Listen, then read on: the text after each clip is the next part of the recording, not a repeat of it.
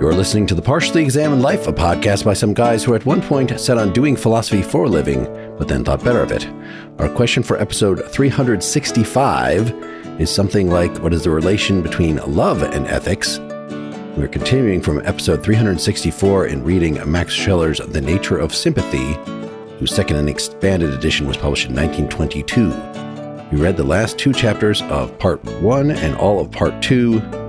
For more information about the text in the podcast, please see partiallyexaminedlife.com. This is Mark Linsenmeyer, only able to love what is at the same time appropriate to my specific instincts and of importance to them in Madison, Wisconsin. This is Seth Paskin, self-loving but not egoistic in Austin, Texas.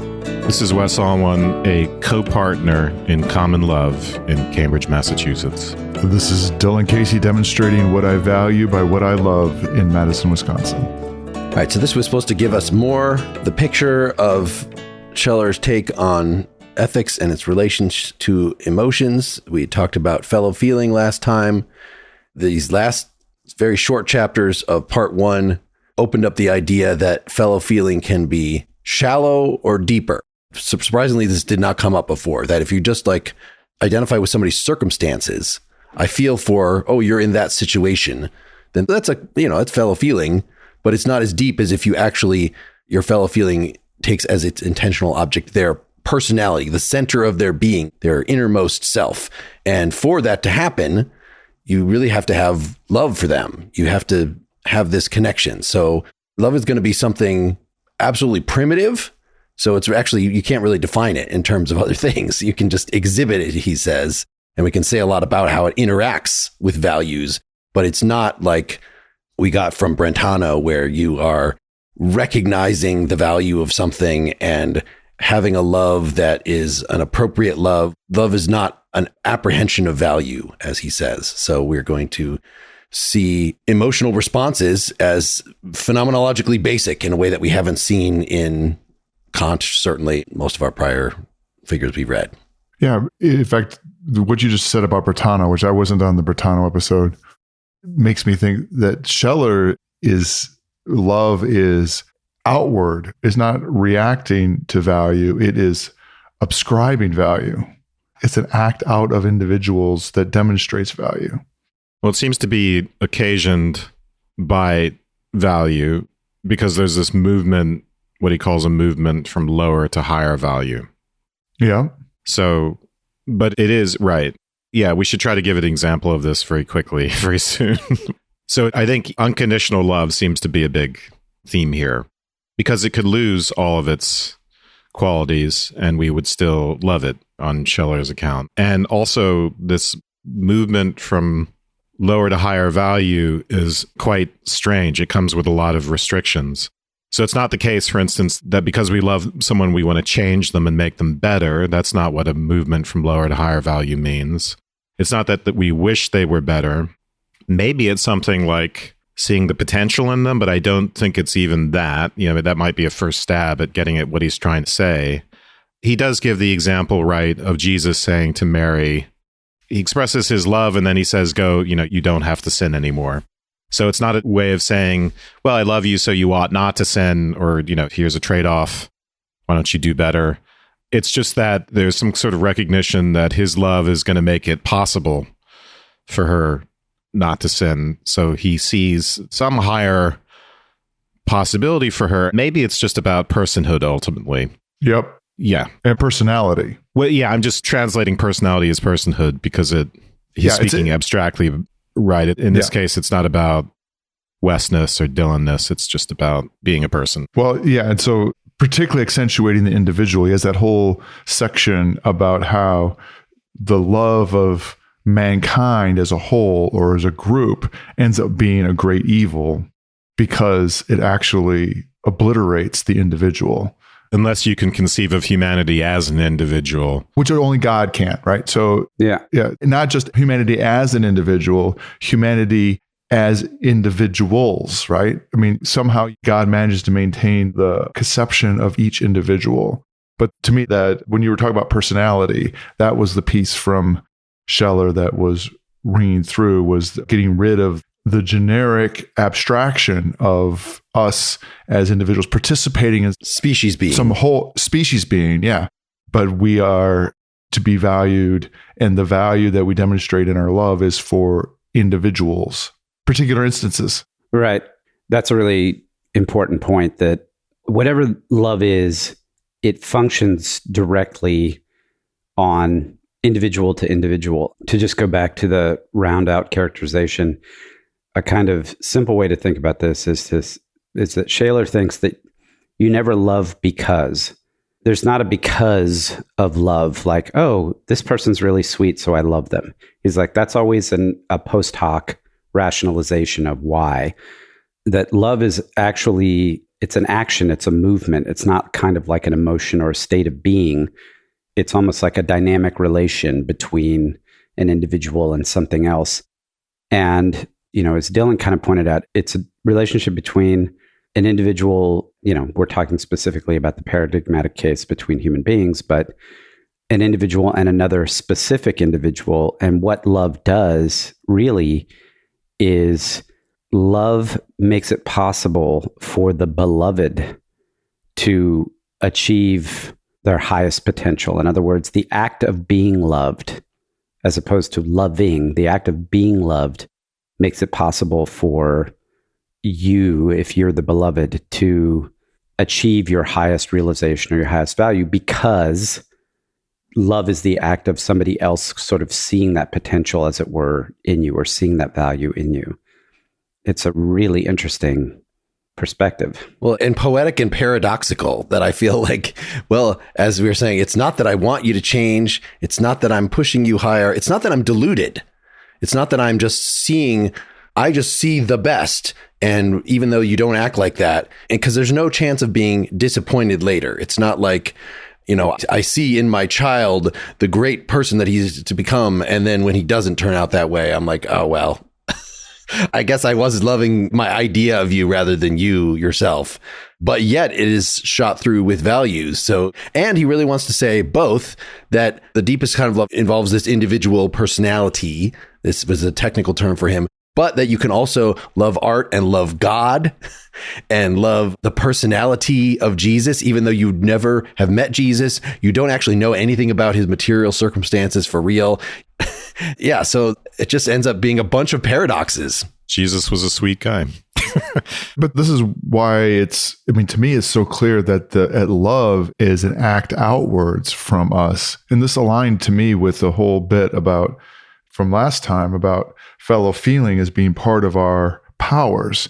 Love is a power from Scheler's point of view that comes out of us. That got underlined for me, and I know that we didn't have the SCP article in here, but they were summarizing Scheler as being a kind of dualist in this respect, that love is associated with spirit activity and then joined up with mind.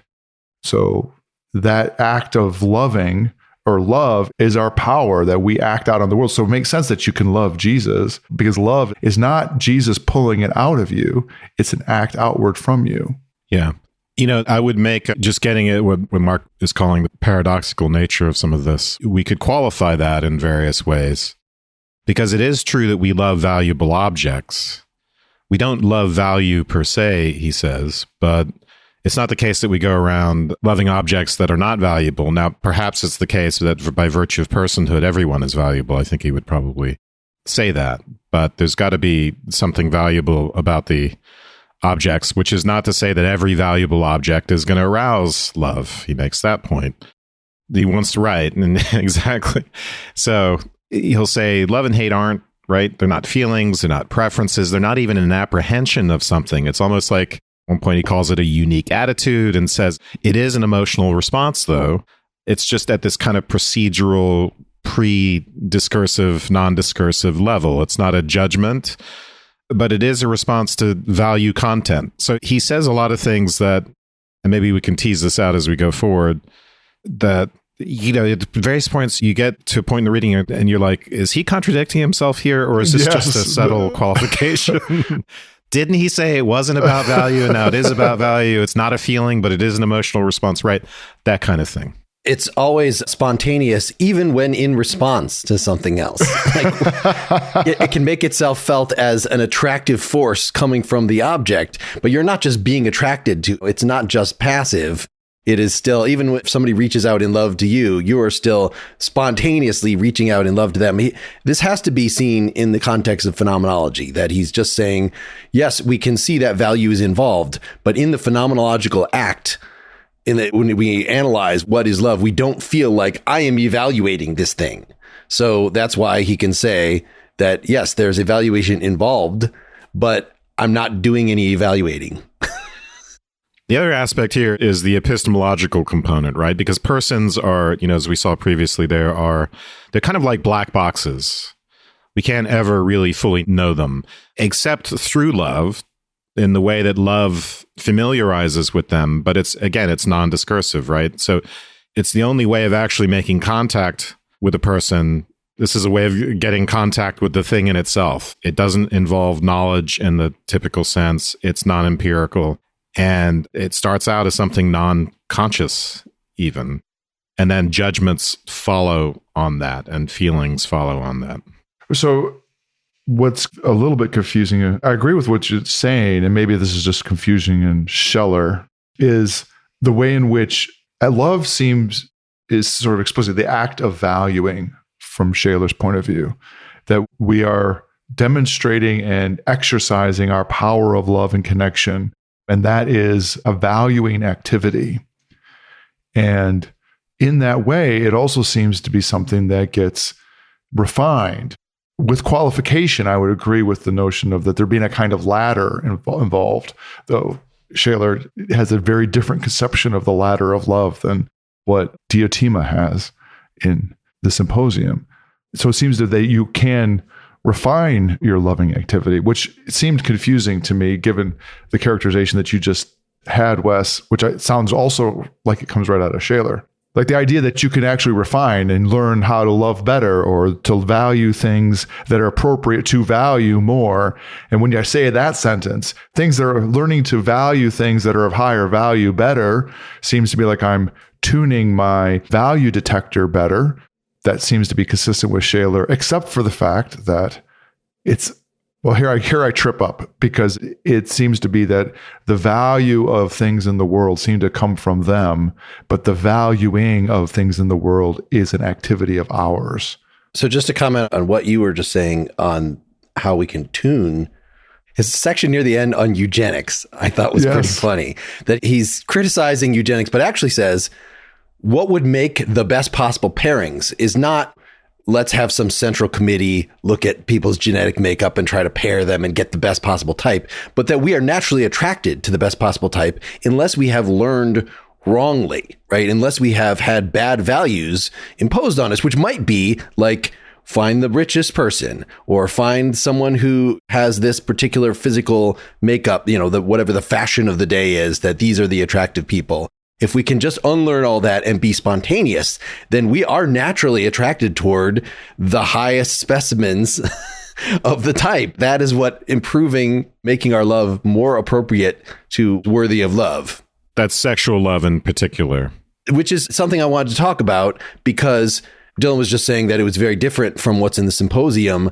He should have a section in this on the Symposium where he actually says, how am I different from Plato, from Ficino, from whatever other takes on this? Because definitely he's dismissive of pure sexual attraction that is sort of like any person of the opposite sex will do.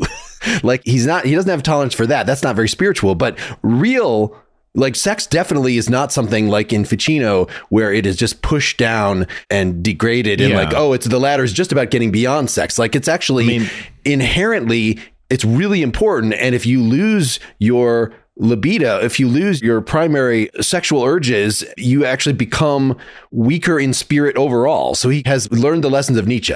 So yeah, with sexual love, sexual attraction sets restrictions. Basically, this is what he says. We're not going to just have a romantic love or sexual love for anyone. If I'm a heterosexual male, it's going to be for a woman. So there's that kind of generic qualification. But it's also going to be a particular type of person that does it for me.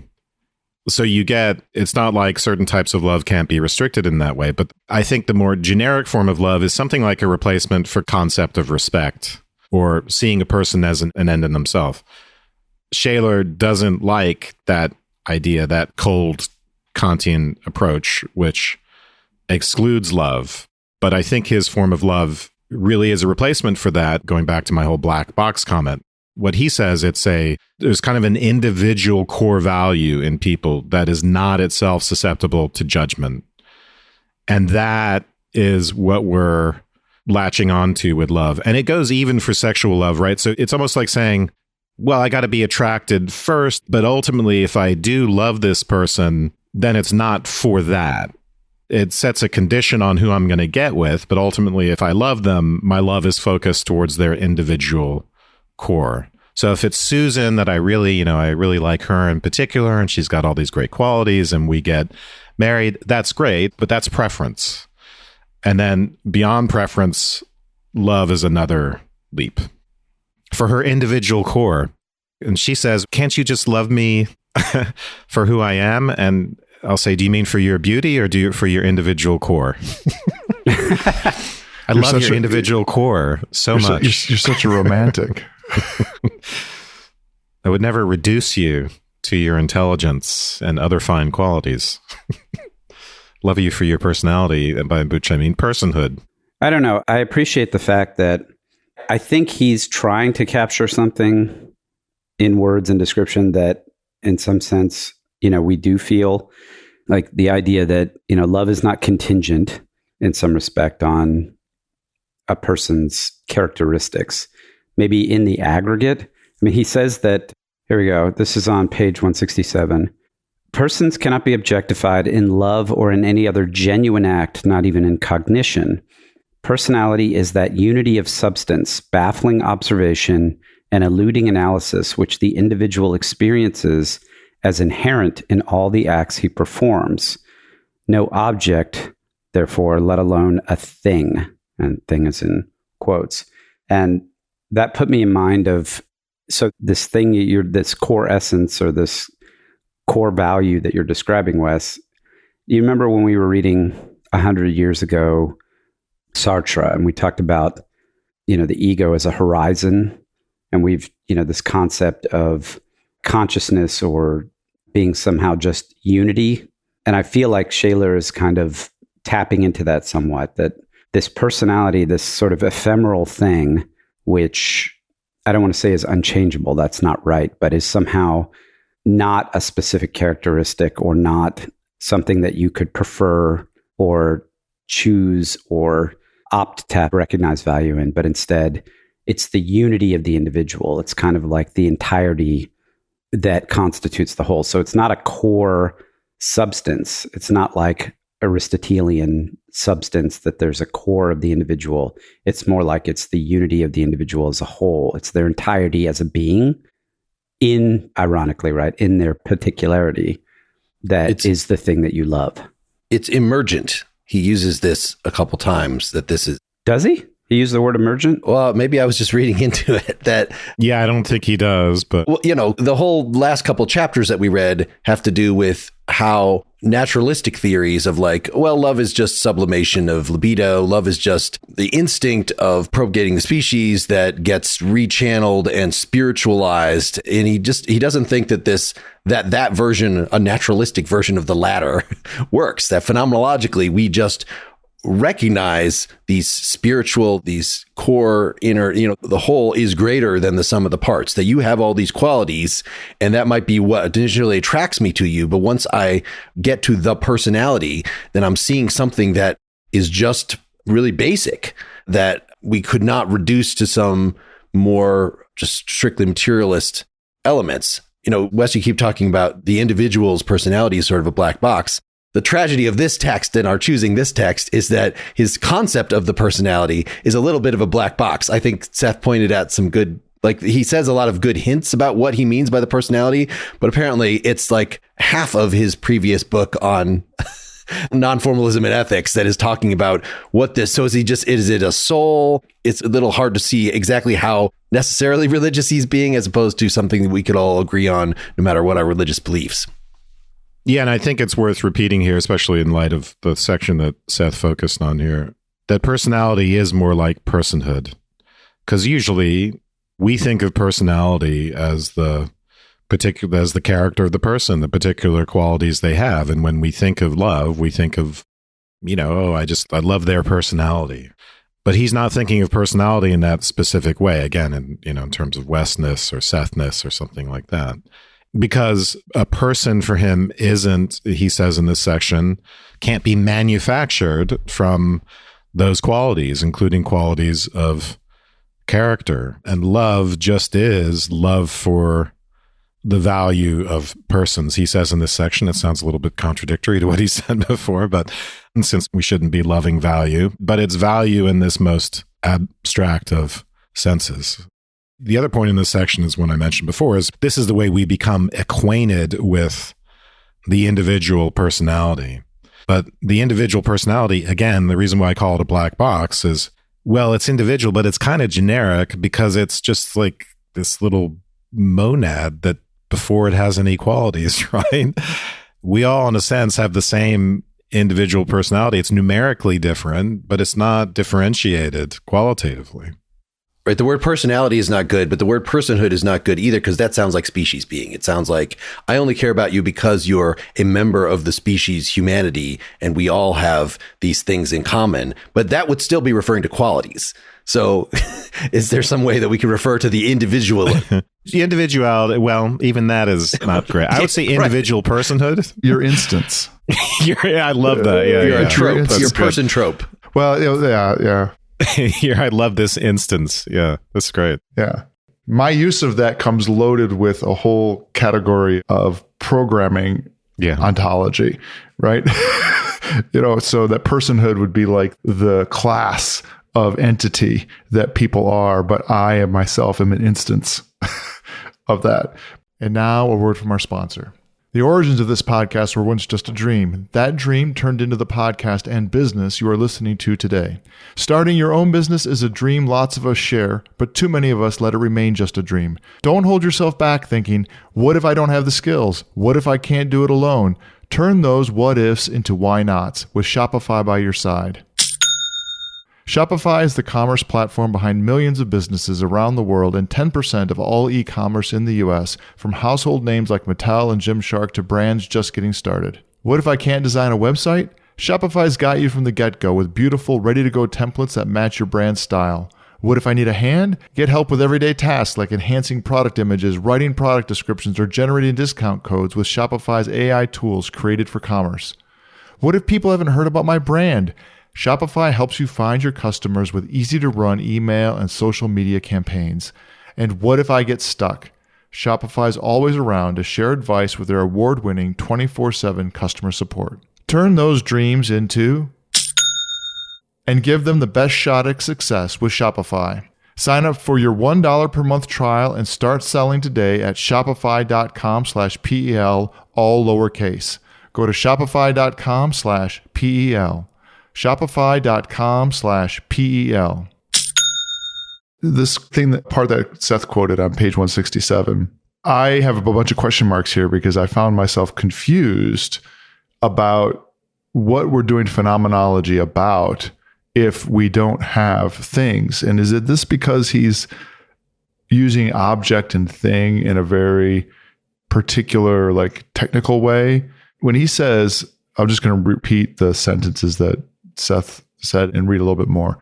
Personality is that unity of substance, baffling observation and eluding analysis, which the individual experiences as inherent in all the acts he performs. No object, therefore, let alone a thing. That part of others which does present itself objectively to me is never more than 1, the physical body, 2, its corporeal unity, 3, the self, and the vital soul belonging to it. The same applies to everyone in respect of himself. The person of another can only be disclosed to me by joining in the performance of his acts, either cognitively or by understanding and vicariously reliving, or morally by following in his footsteps. Okay. When we're doing phenomenology, I always understood we were engaged in interacting with the phenomena that present themselves, that we interact with through our powers and through the things that are presented by those entities. So how is it that those aren't things? Or are we using thing in a very particular kind of technical way, such that I can point to a personality, but for golly's sake, it's not a thing? Yeah, I think the thingness, I think you're right. It's in our way of relating to it, that even just pointing to it is making it an object. Whereas if I somehow vibe with it, if I somehow feel, this is 168, we must love what he loves and love it with him, that elicits the moral value in the individual personality. We associate ourselves with the act of love of that personality. Okay. I guess I'm fine if I say that I am vibing and I am interacting, but I'm not interacting with anything. I guess I'm okay. Right. So we want to say the individual is an entity, right? I think this is the problem maybe you're having. Yeah, I'm just rephrasing your problem, right? So it's... And so you have to wonder, well, what is the ontology then? Because he's saying it's not a thing. He does call it a unity of substance. Is he saying it's not a substance, but it's the formal structure of the substance? Or is this a process ontology? Or is there something else going on? I just don't think we get enough detail. It is interesting to see him distinguish it, right, from the vital soul, which sounds like more of like an Aristotelian conception of soul, a quasi-biological conception, right, that doesn't rise to his level of spirit. That's right. As Seth, I think, mentioned, we see some of this dualism as well in the last reading, where he's into vitalistic monism, but there's a dualism in the sense that spirituality and personhood are not reducible to that. So, this is another point where we get a glimpse at his dualism. But yeah, I mean, it's a good point. It's unclear if we can't call a person a thing in the broadest ontological sense, then what is the ontology? I think we have to add the puzzle here of the yearning that is present in love, that part of the reason that love is not pointed necessarily at an object, and there are different kinds of love, he makes this clear, maybe this is complicating matters, but that it's almost right when I'm looking at the ultimate, the highest version of you, when I love you. Well, it's actually because I could sort of do that even if you weren't there, which seems really weird because, right, it's supposed to be my only way of actually connecting with you, an actual other person. But the way he puts it is like motherly love you could have even before you have kids, or even if you don't have biological kids, that, then can stumble across a kid and take them into you and he claims actually men don't have this. It is unique to women, and romantic love, right, is like the sexual urge or the urge for love. So even though he said earlier, love is not something that is purpose driven. It's not like beneficence where once you help the person, well, you've achieved your goal. It's not like sex where once you have the sex, you've achieved your goal. Love will just get ever more engrossed in its object. It has no satisfaction conditions, but at the same time, it at least starts, and its overall place in us as people is as a yearning that then, it's like we're ready to have an individual slot in so we can connect with them spiritually. Well, I think you could say with maternal love, it's dispositional. So that, right, and for people who think there's such a thing as femininity out of fashion, or that it's not just socially constructed, the maternal is a big component of that. So you could say someone exhibits that in the feminine before they've ever had children. And it doesn't even have to be a yearning for children. It's just a habitual manner of comportment to the world. So I find that point of view appealing, actually. That actually raises an interesting point. Is Scheler's model here of love, is the paradigm maternal or parental? We've talked about other philosophers in the past who've used, like, for example, family relations or familial relations as the basis for determining, for example, social relations, broader social relations. But is the way I'm trying to ask this question is something like the way he describes love writ large, broadly, is he actually thinking of something like maternal love and then generalizing to these other kinds of love that he describes? Or, is there a broader category that the maternal loves is subsumed under? Because it does seem like his description of love, I don't want to say it is unconditional. I do want to say it is unconditional. because it is, but it's unconditional in a way that a parent loves a child, as opposed to unconditional in the way that Seth loves Cy Twombly paintings. Maybe this is a good segue in just to go into chapter 4 and talking about the forms, modes, and kinds of love, right? Because we're jumping around between these different, what he calls forms, and this is on page 169. I think we've focused a lot on the spiritual, what he calls here, spiritual love of the person. Yep. But we can also love an individual self. He calls this mental love. We can have passionate or vital love, which I take to be romantic, synonymous with romantic or sexual love, right? Sexual love is another phrase he uses frequently. And then he makes associations between those and certain types of qualities. So, for instance, it's really interesting to find out that vital love is actually associated with nobility and, versus meanness or baseness. The, mental acts are associated with cultural values. So, and perhaps that could even be loving someone for their virtues might fall into that category. It's a little unclear to me. And then we get this, the spiritual act of love has something to do with the holy and the profane. So yeah, I don't know. I'm not answering your question, Seth, about how this relates to maternal love. I think when we get into maternal love, is he calling that a kind or a mode? I think it's a kind. Yeah. So by the time we get to 171 and 172, we're getting into these kinds of love. And that's a distinction between not the objects of love, even though it sounds like that, right? If I'm saying maternal love or filial love or love, he mentions love of home and all these different kinds of love that seem to be distinguished by their objects, then he said they're not. It's really about the quality of the emotion itself. And that's why he makes the point about I can have maternal love without having a child. I could have nostalgia, right? Without even explicitly thinking about home. Nostalgia in a way is defined as a homesickness. But that homesickness can be a quality of the act without any specific home that I'm yearning for or thinking about. So, but yeah, I don't see him thinking of generalizing this maternal disposition. How would that work? Is it elsewhere in the text? Or he says explicitly later that it seems like he thinks these kinds are irreducible to each other, that if you try, as he thinks Freud does, to say, well, it all boils down to a particular kind of love that gets transferred to a bunch of other objects in a bunch of other ways through sublimation, that doesn't work. So again, he's going to just be phenomenological. And there's still, I think we want to point at commonalities between these different kinds. And this is why I was trying to get at, like, is it necessarily not an object, but, something in particular. I don't even know how to say this. Is it always directed toward, an individual or something, or it seems like it is fundamentally this disposition that thus could be aimed at God or something that doesn't necessarily, and even when I love another person, right? Because I never actually, they're a black box. The only God has that insight into them. So this is just calling back to the thing that we talked about at the end of the last episode.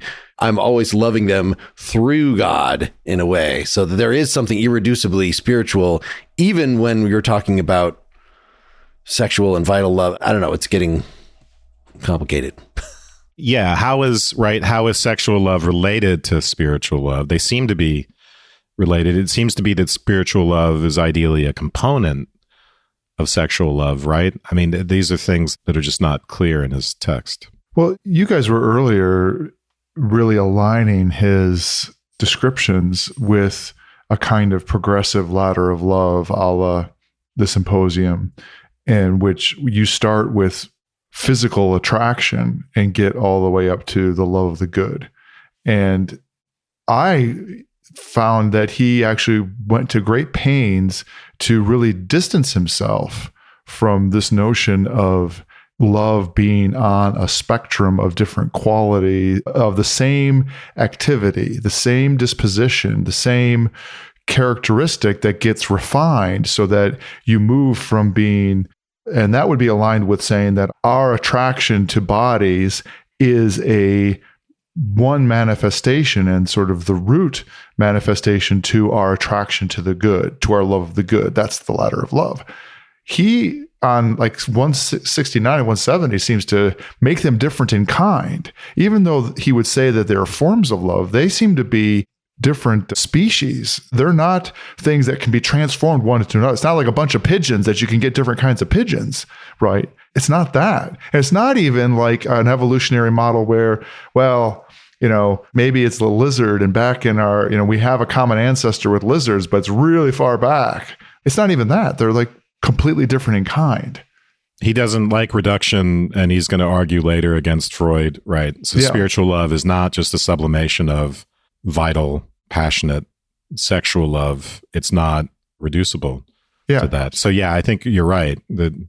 Is a difference in form is a difference of kind, not according to his technical vocabulary, but there's an irreducibility. Yeah, I mean, example is like he won't allow for love to be on a spectrum with pleasantness at all. Objects whose value is simply that of being pleasant engender neither love nor hatred. There's just a feeling of pleasantness together with an interest in, all these are in scare quotes, things that are pleasant or indirectly pleasing or so useful, but there is no love for them. For although we may speak colloquially of loving a food, the expression is quite unsuited to the phenomena it describes. Merely pleasant things cannot be suitable for love, seeing that they are incapable of an enhancement of value in the sense implicit to the nature of love. Okay, so, I mean, that's a pretty categorical difference that any notion of conventional phenomenal, I would use the word phenomenological, notion of being attracted to or being drawn to, or something, using Tomasello's language, activating my agency, would not be on a spectrum with it. It's not for him.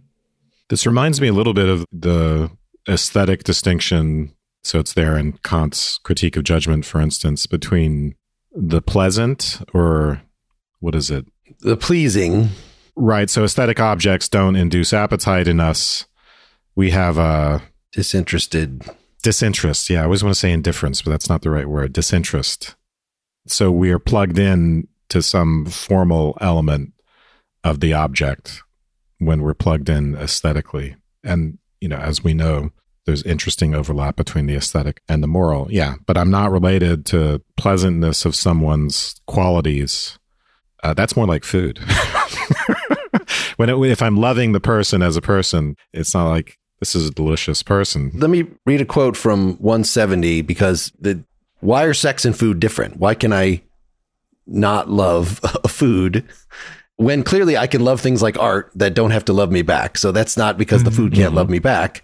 It's that, but yet I can love and have sex be a component of it. That he's not saying, well, if you have sexual attraction, then you don't really love them. Like, which is, if I'm hungry for the grapes in the picture of the grapes, then I'm not really appreciated artistically. Like, there is a connection between sexual desire and love. It's just that it can't be only sexual desire. That's a different thing. So page 170, there is no such thing as sensual love, so far as the word sensual in this expression is taken to note a particular kind of love, and not just a way of saying that love, in this instance, is accompanied and interspersed with sensual feeling and emotion. A purely sensual attitude toward a person, for example, is at the same time an absolutely cold and loveless attitude. It necessarily treats the other merely subservient to one's own sensual feelings, needs, and at best enjoyment. So I'm not appreciating the art, the person for being a person. I just want the pleasingness from their sexual. Yeah. Yeah. So you have a one night stand, you're focused almost purely on the body, or maybe you're even focused on the charming personality as well, but there's no higher love there.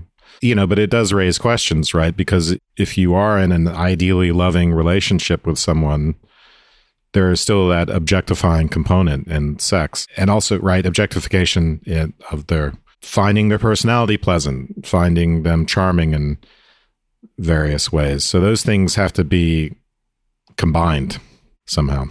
So in other words, it's not love. There can't be sensual love, but I can have sensual feelings towards someone in conjunction with love. It's not always easy, but easier said than done. Right after that, he has a comment about onanism, of using yourself in the same way. And this sort of goes he's made a few comments about the difference between selfishness is not loving yourself.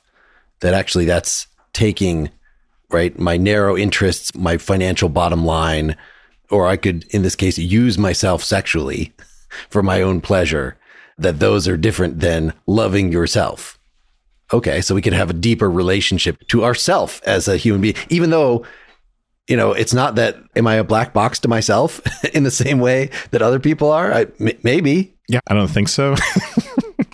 Because I think what he's talking about in terms of individuality has a lot to do with the I think, right? It has a lot to do, in a way, it's the thing that's only accessible to us. It's personal identity in that sense, right? In the Parthian sense, where I have access to my own subjectivity and I don't have a direct access to anyone else's. But if it also is a matter of like, when you love, you are identifying the best in the person and your love enables them to excel in that way. Well, you can definitely have that same thing about yourself. Like all this ethic that we have here of, oh, you got to love yourself. You got to believe in yourself. Like that, actually that fits with Scheler's view. I think that there is a part of it's not that these things are entirely hidden in you. It's just, you might have to do some work in seeing, you know, if you have a bad self-image, for instance, or you just, right, you see yourself, you become alienated from yourself because you see yourself as only your job and your financial goals and, you know, whatever that has junked up your natural relation to yourself, I guess. Yeah. Anything else on this chapter 4 to finish off our first part here? There's a number of other kinds mentioned here. Oh, did you want to continue with kinds? Just, we don't start in another topic. Well, yeah, I think the last part of the chapter we haven't really gone into is modes, right? Which he takes to be, modes are like molecules. They're conjunctions of love with fellow feeling or with other social dispositions. So things like kindness and goodwill, affection, friendliness, these turn out to be states that are actually reducible for him to subcomponents, and the subcomponents include love and something like fellow feeling or some sort of social feeling. And so, and then he, you know, some are basic to human nature and some are cultural. So kindness is like a universal thing. You could see it in any culture, but he doesn't think courtesy works in the same way. It's more relative to some period of historical development in humanity, for instance, right? When we reach a certain level of civilization. So, yeah. Is there any way do we know why he uses the word mode? Well, he has forms, kinds, and modes. He's run out of words. He already got forms and kinds. And this might be just repeating my confusion earlier, but he seems to be both explicitly make a big deal about the differences in the kinds and the forms, while also saying that they're mixed up together at the same time. That we can, he'll say 70, there's profound differences between these three forms of love. And then he'll go on to say, such that we can love a person deeply, for instance, without his inspiring a passionate attachment in us, indeed, while finding his whole bodily aspect extremely repellent. And so you can, you know, be, in fact, that they're different shows up in the fact that you can have these different forms be activated, but at different extremes within a person. But they all get mixed up with one another, so they're not different forms of each other. So, for example, I might feel kind towards my child, and that kindness would involve fellow feeling, but it would also involve perhaps paternal love. But on the other hand, and, you know, that my child would be pleasant to me, but ultimately paternal love might include or expand to this pure spiritual love of the individual. So yeah, it's complicated because I think we can be in multiple forms of love at once. That's what we've just been talking about, right? We can be in sexual love and spiritual love and mental love. That should be in the wedding vows, right? I love you spiritually, mentally, and vitally. Promise to love you in all three forms. And what kind of weird relation did he have with his father? And I saw in the biographical stuff that with his kids, like one of his kids sponged off him. And I don't remember the details, but he definitely doesn't believe that there's a paternal love that's comparable to the maternal love, that it is the fatherly love is sort of conditional and it doesn't really kick in. It doesn't kick in as soon as you see your new baby, according to Scheler. It only kicks in when they sort of develop into the person, an individual, until they gain something of their kid personality. And once then they it can kicks hold in. a baseball glove, that's when it kicks in. The appearance and the character of the child, yes, and is derived from how much do I love his mother, which is exactly the opposite. Oh, I thought he was arguing against that. That's the Feuerbachian. Later, Okay. he argues in the Freudian thing that the mother's love for the kids does not have anything to do with how much they love the father, and they could detest the father. But here in page 173, yes, it is, at least to start, I'm seeing sort of the baby as an extension of the mother. And insofar as I love the mother, I will love the baby and I will protect them. It just, he did not have good, untainted phenomenology, I'm going to just say, of fatherhood. Yeah. Well, let's wrap up part 1 here. We will come back for part 2. You can get it either if you're a Partially Examined Life supporter, it'll be the next thing in your feed, or if you support us through Apple or don't support us at all, then you will just see it in your feed next week. Thanks. Thanks. Thank you. Thank you.